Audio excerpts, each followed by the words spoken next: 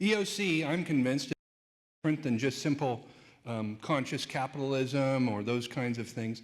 It is a social entrepreneurship. When I try to explain what EOC is, people say, oh, it's social entrepreneurship. I say, yeah, kind of, but it's more than that. And so today I want to just briefly, each of us are going to take a shot here.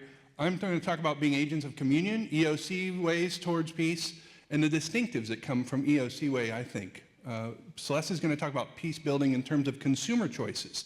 So some of you might not own a company, but you still can use EOC values in the way that you purchase things, and that connects to the last talk that we just had from John. Paul's going to talk about experiences fostering peace, where the rubber meets the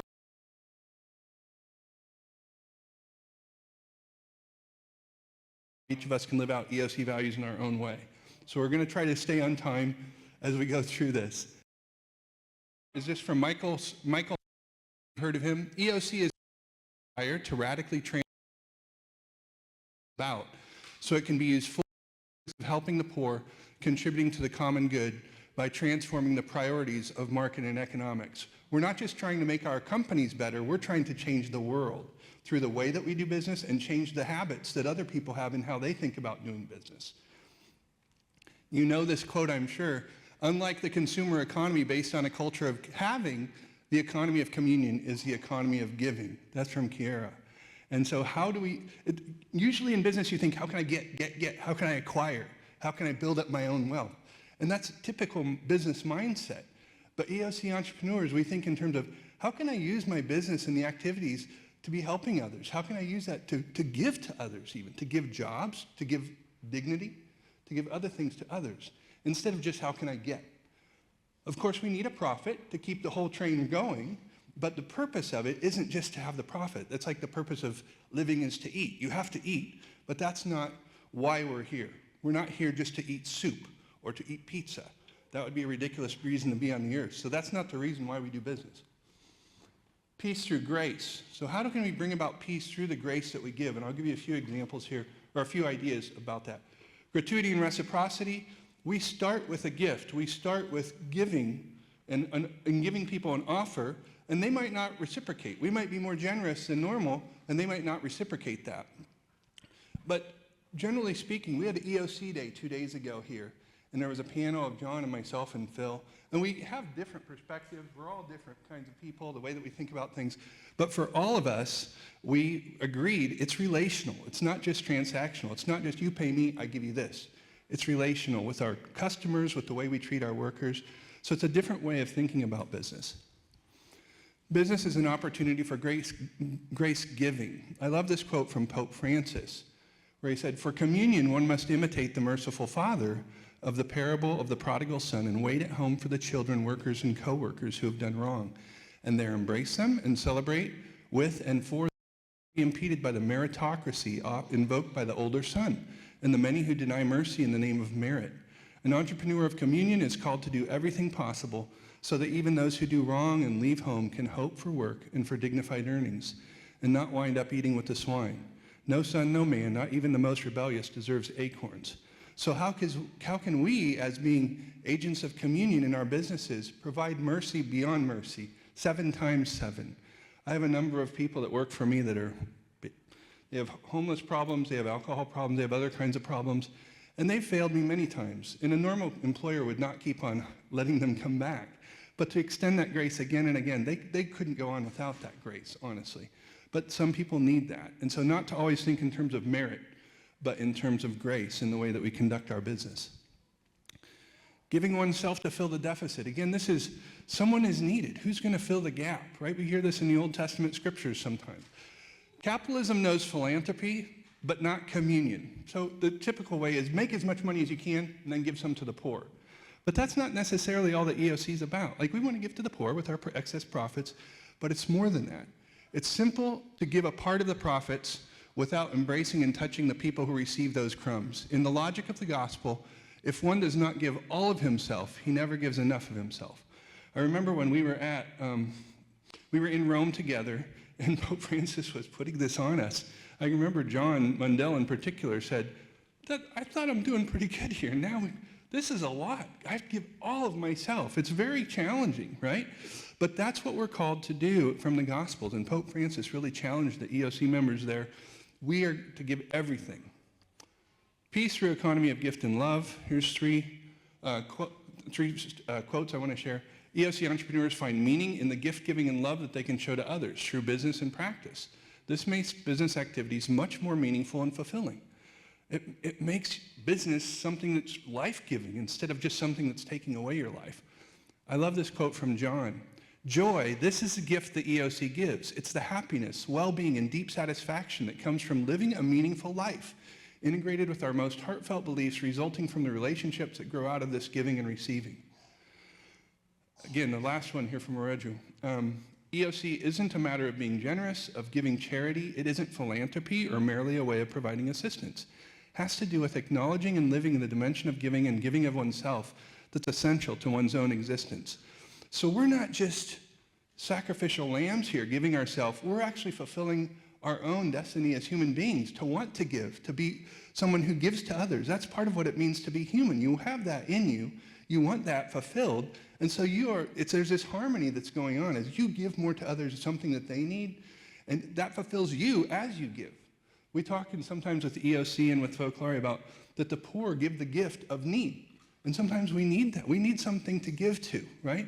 And so that this is all working together in harmony. That's part of the peace building, though, that we do through business.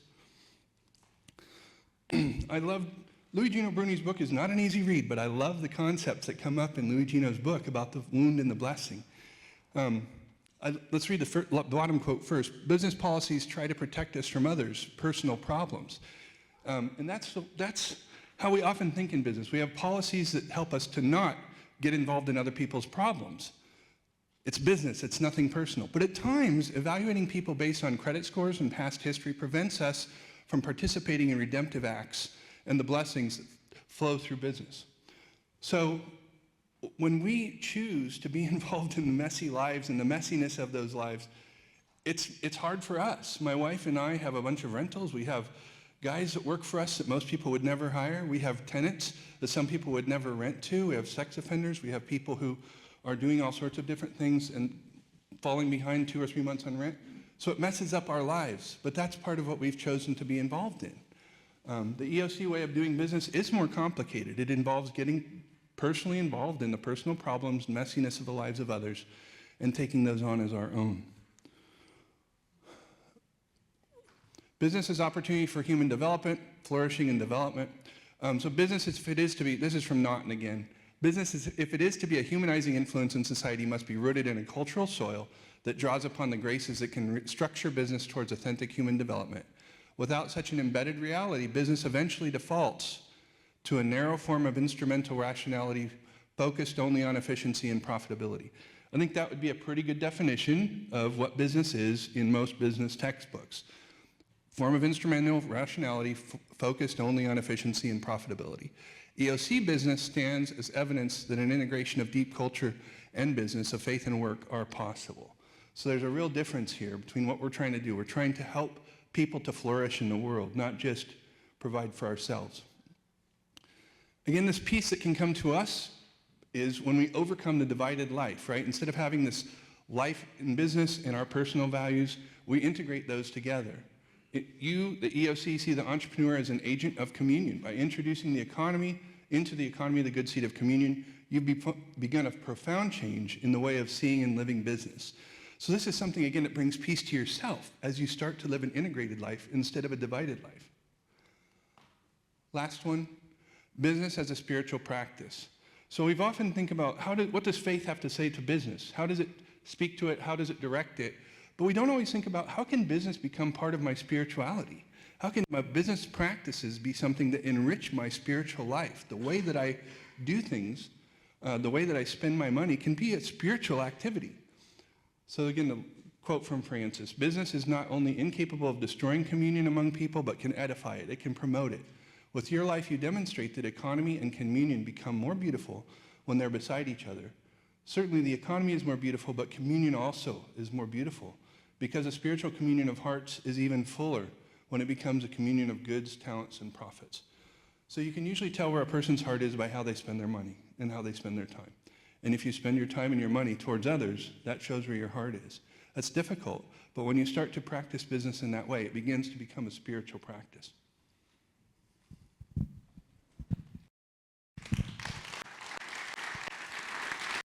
Thank you, Andy. I'm going to shift gears with you here, and I'm going to talk about you're not an entrepreneur, you're not a manager, you don't have agency like that in the business world, but we're all making consumption choices. So I'm going to talk about peace building in our consumer choices. So forgive me as I read from my prepared remarks. Those of us in and associated with the focolare tend to be very sensitive to the ways in which economic inequality drives social division and blocks unity. So for the next few minutes, I want to talk about one way in which what we choose to do with our money in our consumption choices can foster destructive social competition and undermine unity. The late economist Fred Hirsch distinguishes two different economies: the material economy and the positional economy. In the material economy, competition between buyers for good prices and between sellers for market share can, under the right conditions of market competition, generate a social benefit as the efficiency of production overall is increased and surplus resources are allocated to new products. In this way, competition leading to economic growth improves general welfare and leads more people to be fed, clothed, housed, educated, and etc. than otherwise would have been. When it comes to the positional economy, competition and economic growth do not produce the same straightforward benefits to overall welfare. In the positional economy, the value of goods depends on the context, and specifically on what others have and enjoy relative to ourselves. So this is kind of a technical distinction that he's making, and it might be challenging to follow. So I just want to give you one kind of very concrete example of what he's talking about by competition in a positional economy. You might be familiar with the idea of an arms race, and an arms race is a good example of a positional competition. In an arms race, what matters is not how heavily armed either party is, but how heavily armed each party is relative to the other one. The only benefit in an arms race of having more armaments consists in having more than the other party. And similarly, another example would be when you seek a good school in order to land a good job, what you're interested actually in is that the school you went to is better than the school the other applicants in the job pool went to. That's a positional competition where what you have is valuable based upon how it compares to what other people have. So possession of certain kinds of highly desirable goods confer positional advantage in the social hierarchy relative to others, in part because some of these are by their very nature limited and not everyone can possess them. For example, it's not possible to increase the supply of schools ranking in the top 10%, nor the supply of homes in the best school districts, assuming fixed capacity in the district. Past a certain point, it's not possible to increase the number of original works of art by a renowned artist, nor the supply of homes with a beachfront view, without, of course, degrading the quality of each of the homes by turning them into condominiums or multifamily units or something like this, okay? Because what matters in the positional economy is relative advantage. The positional economy is unlike the material economy. In the material economy, increasing societal affluence means more people's material needs can be met. In the positional economy, the more others have, the worse I will be in terms of the positional competition, since it just means that I will need even more material resources in order to beat them in the positional competition.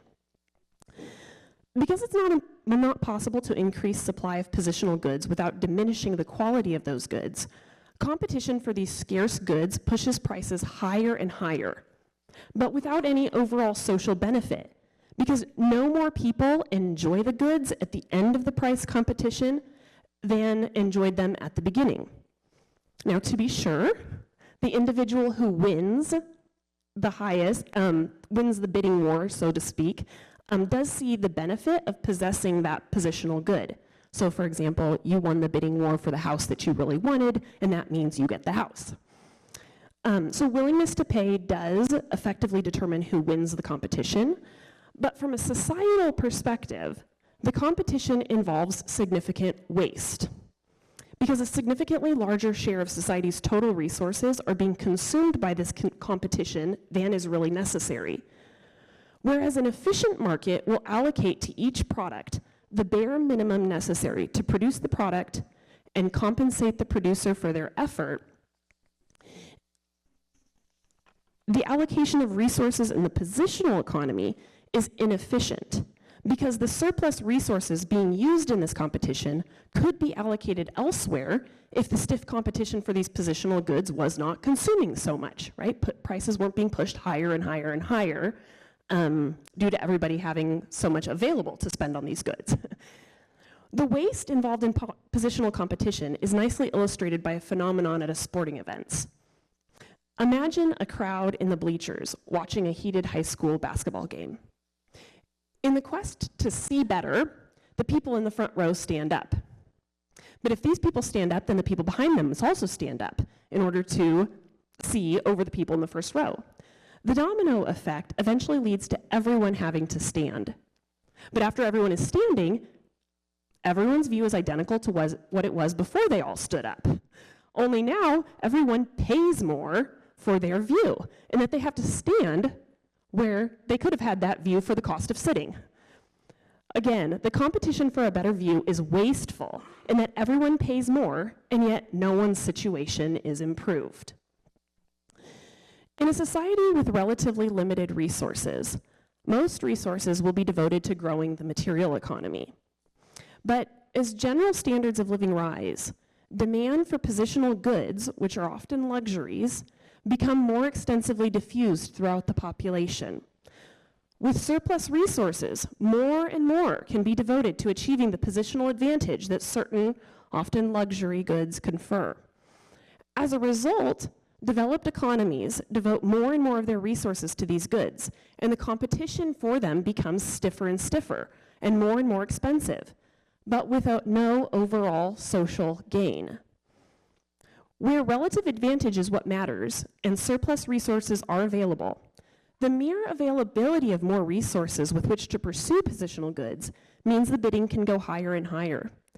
In our society in particular, this is especially frustrating because I think we have been conditioned to expect a kind of never-ending social advance. What it means to live the American dream is in part to do better, to do better than your parents, to see your children do better than you, to do better over your lifetime. And from the individual's perspective, economic advance in important ways means a gain in relative advantage. But in cases of widespread competition for positional advantage, like with the people forced to stand to watch the basketball game, everyone just works harder to tread water in the same place. I think we witness this kind of frustration in terms of people's fear of falling out of what they perceive to be the middle class. The costs of a middle class lifestyle are higher and higher, and people feel that they must work harder and harder just to maintain the standing that they currently have. When the effort expended does not produce the social advance expected, individual competition and frustration actually intensify, despite the general affluence with which we are surrounded. It is sometimes said that a rising tide lifts all boats. But in the positional economy, that phenomenon is precisely the source of the individual's frustration. Now, what should we make of all of this? Human beings are status-conscious creatures. Arguably, we need social hierarchy to sustain stable social order. But there are more and less egalitarian ways of according social status and respect, the things that we seek in positional competitions often. What can we do to reduce the socially destructive and wasteful competition stemming from competition in the positional economy? We cannot eschew the pursuit of status and social respect, but we can reorient ourselves to more peaceable markers of status and make a conscious effort to honor others for their achievement of qualities that support the common good and build social unity. And we can make conscious efforts to resist positional competitions based on acquisition of elite or luxury goods, which are by their very nature limited and desired for the relative advantage that they generate. Let me close with a couple of thoughts on how each of us can participate in peace building in our consumer choices. 1, there are goods, such as integrity and character, rooted in the development of virtue that support the common good. These are open to all persons to develop and are non-competitive. Your cultivation of virtue doesn't compete with or preclude my ability to cultivate virtue. It might even help me.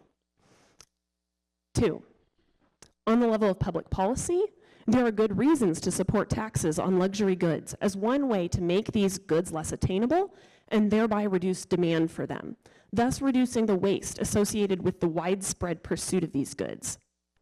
It is not practical to think we can eliminate this kind of destructive social competition, but narrowing the competition would be socially beneficial. 3, in the attention economy, we can disdain the influencer culture and teach our children to resist it, as it breeds respect for fame, a scarce good in a positional competition for attention, which is by its very nature in short supply. 4, we can attempt to cultivate in ourselves, in our households, and in our communities, the older anti-luxury attitudes that disdain flashy displays of wealth or rare and unique possessions as the basis of honor. 5, we can resist the impulse to buy the Yale Dad bumper sticker. 6, we can cultivate a growing recognition within ourselves of all the ways that marketers lure us into purchasing by playing on our own inordinate desire to enhance our personal status through status-enhancing goods, but also through status-enhancing lifestyles oriented around ease, pleasure, novelty, and convenience. Thank you very much. Thank you, Celeste. So now I want to share with you a few moments running a business, what it means to build peace, the high price of building peace. And I wanted to share 3 moments where different and yet the same, right? 3. But before I share that, I want to present first the company that I run so that these experiences make sense. So I run system security integration company in New York City. We're a small company, and most of our projects are projects for the subway system, the the trains also in New York City. And so typically we're on the construction. We have the client. The client is the MTA, the Metropolitan Transportation Association. And then you have the contractors, the designers, and the builders. So want to do from here or want to create a new subway station. And so they put a bid, and then the contractors, the designers for it, and they win it, and then they bring us in. We're what they call the smarts. So we do the design and the configuration of the network systems, the computer systems, the security systems. So that's the area that I got into. So one moment, one of the biggest projects that we were working on the New York City subway, there's 470 stations. They are upgrading their automatic, this emergency communication system so that when there's an active shooter or there's a flood, from the head end, they could automatically send messages. So that's the project I was working on. And it was pretty intense. This was like a $500 million project. And so I was very involved with it as I was the technical lead. And so for 3 years, I gave my life, with the company, we worked pretty much hard in it to bring it ahead. And for you who have worked with any agency, there's a lot of bureaucracy, a lot of fighting, a lot of cover your tracks because it's about lawsuits. It's about liquidated damages so that when you don't meet the deadline, you're charged for every day. So after 3 years, we were able to do the pilot program. We were pretty happy with the result, and we were just about to start implementing it, deploying it. At that time, I took a leave. I took a couple of months off, and my employees continued to work on that. When I came back, my employees told me, look, I can't believe it, that they threw you under the bus, because it was always contentious that the prime who was working for told the MTA that we're late, things are not working. It's because of the company, NetPro. And so my employees were outraged. It says, how could they do this despite the fact that we've given our blood? And so my immediate reaction, there are a lot of repercussions you could take, right? So there's ways you could do it. You could ignore it. You could fight it. But, and those are two also viable options. But at that moment, somehow it's just a knee-jerk reaction to me. I says, okay, if that's what they did to us, then we have to love them twice. We have to love them more. And so my employee said, wow, okay, let's do that. So instead of arguing to the prime contractor to show them what we've done, I said, forget about that, that's the past. Let's work on harder. Let's provide better. Let's provide this moment that we could integrate and build these working conditions together. So that's how it panned out. So obviously after 5 years, we finished that project and we moved on. So that's one moment of the price of Peacebuilding, was to eat my ego, and which is a lot. But to say, yeah, this is the way to do it, is you love them back twice. Then another moment, we won another project. This was on a design project, and it was a lot of work. So I brought in a friend of mine who I worked with on a previous project.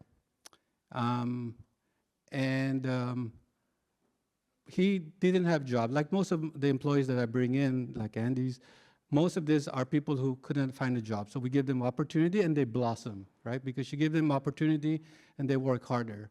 But on this time, when I brought this guy, this engineer, it just didn't work. From the first day, the second day, the first week, there was a lot of conflict, a lot of fight, a lot of angst. Second week, the same thing, and he kept telling me he's not happy. And I says, okay, we had a meeting and to see how to fix this. And this is, again, like in business world, nothing is ever like in the Hollywood movies, everything is great, right? So on this one, what does it mean to build peace? To me, to build peace was to call him and to let him go. And to say, hey, it's time for you to go. Again, it's not because you're good or you're bad and we're good or bad, it's just that we don't have the match, the right skill set or the expectations. And the sooner that you leave, the sooner you could find a place where you could be a better match, right? So, but it's tough to bring someone in and to say after 3 weeks. So he says, well, Paul, you always talk so nice about, unity, and now you're letting me go, all right? So peace building in running a company is sometimes you have to make those tough decisions. But and also the blessing. This, I'm still waiting for the blessing on this somewhere. Well, actually, some of the blessing is some of the employees who had a difficult time moved on, were able to continue, right? So then the last one was, this was a few years back. I was a young engineer, and I was brought in for, we were installing switches network for 30 stations. And again, it's always high pressure, a lot of pressure to finish it. But the company that brought me in, they were very happy with me because we were able to do it. And, but they were very unhappy with this network engineer from the MTA because they was always giving us a hard time. So they were always complaining about him. But I said, oh, sure, you know, let's go on, let's move on. Until one Saturday morning, and this Saturday, the chair where I was sitting, had my coffee yet. And that was the problem. I didn't have my coffee yet. And I looked at my email. And on that email, it was this New York employee, let's call him Charles. Charles sends an email to everyone in the project, including my client, saying that the project is delayed and it's due to Paul. No, the problem is it's due to the communication engineer. So the communication engineer is me, right? So again, I put down the coffee, and again, these are the moments where it's either what do you do at this moment? So I says, well, my client already knows this guy says all kinds of things. I could just let it go, right? So that's more peaceful. But then is absence of conflict really peace? I says, no, I need to do something more than this. Instead of email to just everyone would have just jumped the bandwagon and says, yeah, finally, Paul, yeah, finally, good, good. I says, no, let me call him. So I called him on that Saturday morning, and I asked him, hey, Charles, I saw that email. Why do you say that? What can we, you know, instead of escalating, I asked the why, which is a big question, why? And he started responding, and we started. It's not that I convinced him, it's not that he convinced me, but I tell you, at the end of the phone call, he didn't call me anymore the communication engineer, he called me Paul. And I didn't call him anymore that MTA engineer, I called him Charles, right? So, and that was the key. We continued, then we worked on, we finished the project, and we were, you know, we moved on. A year later, or 2 years, even 2 years later, I was going to the MTA headquarters because somehow I was pulled into a new project, which I really didn't know how I got that project. But as I was going there, I was going to a cafe. I met him, and I said, hey, Charles, how you doing? And we started talking, you know, the whole, and so and he asked me, what are you doing here? And I said, oh, I'm going to the MTA headquarters to meet with this new project manager who I've never met. So anyway, I went there, and somehow he followed me. They're open, I met this new project manager. This Charles says, hey, this is the communication engineer that I told you that is good. So then I realized he's the one that recommended me to this guy. And this project manager told me later, says, this guy cannot get along with anyone for contractors. If he recommended you, then this is a slam dunk. So again, this is the wound and the blessings. At times you have no idea how it comes back. But so those are a few events in the business world.